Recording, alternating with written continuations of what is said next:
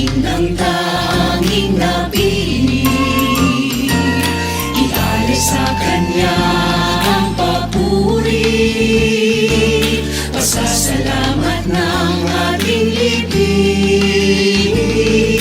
Limutin na ang mga alitan, ang karamutan at pag-aaway.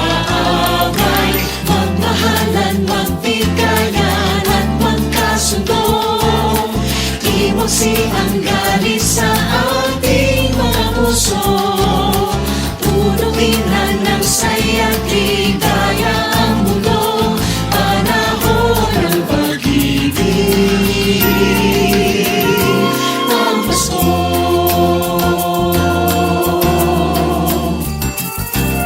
Katotohanan niya ay sabihin, kadakilaan niya ay awitin, digdindahin ang kapwa natin, kapayapaan sa mundo'y